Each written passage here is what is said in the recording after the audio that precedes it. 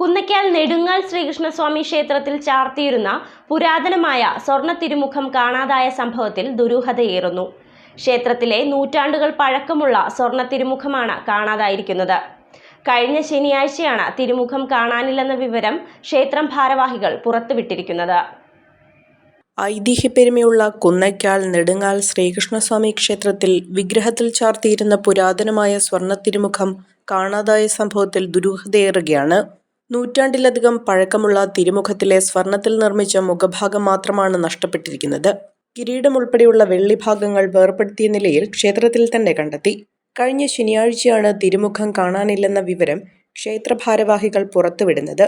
എല്ലാ വ്യാഴാഴ്ചയും വിഗ്രഹത്തിൽ ചാർത്തിയിരുന്ന ഈ തിരുമുഖം കേടുപാടുകൾ കാരണം ഉപയോഗിക്കുന്നില്ലെന്നായിരുന്നു ഭാരവാഹികൾ ഏറെ നാളായി വിശ്വാസികളോട് പറഞ്ഞിരുന്നത്. എന്നാൽ ഒരു തകരപാത്രത്തിൽ സൂക്ഷിച്ചിരുന്ന ഈ തിരുമുഖം കഴിഞ്ഞ ശനിയാഴ്ച പരിശോധിച്ചപ്പോഴാണ് സ്വർണഭാഗങ്ങൾ കാണാനില്ലെന്ന് വ്യക്തമായത്. തുടർന്ന് ഭാരവാഹികൾ വിവരം ഊരാഴ്മ കുടുംബത്തെ അറിയിച്ചു. പോലീസിൽ പരാതി നൽകണമെന്ന ഊരാഴ്മ കുടുംബാംഗങ്ങൾ കർശന നിലപാടെടുത്തതോടെയാണ് തിങ്കളാഴ്ച ഭരണസമിതി പരാതി നൽകാൻ തയ്യാറായത്. ഇതിനു പിന്നാലെ മേടങ്ങാൽമന കുടുംബാംഗങ്ങളും വിശദമായ അന്വേഷണം ആവശ്യപ്പെട്ട് പോലീസിനെ സമീപിച്ചു. ഇതേ തുടർന്ന് അന്വേഷണം ഊർജിതമാക്കിയിരിക്കുകയാണ്. പരാതി ലഭിച്ചതിനു പിന്നാലെ സയന്റിഫിക് ഇൻവെസ്റ്റിഗേഷൻ ടീമും പോലീസും സ്ഥലത്തെത്തി വിശദമായ പരിശോധന നടത്തി. ക്ഷേത്ര ഭാരവാഹികളിൽ നിന്നും ജീവനക്കാരിൽ നിന്നും പോലീസ് മൊഴിയെടുത്തിട്ടുണ്ട്.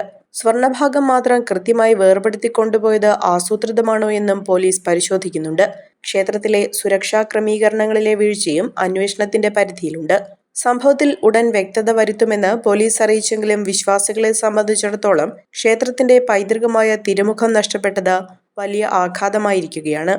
അഹല്യയിലെ വിദഗ്ധരായ ഡോക്ടർമാരുടെ ചികിത്സ കൊണ്ട് എനിക്ക് എന്റെ കാഴ്ചശക്തി പൂർണ്ണമായും തിരിച്ചു കിട്ടി. ഇപ്പൊ എനിക്ക് ഈസിയായി വായിക്കാം. നേത്ര സംരക്ഷണത്തിന് നമ്മുടെ Ahalya. Ahalya foundation eye hospital, കേരളത്തിൽ എല്ലായിടത്തും.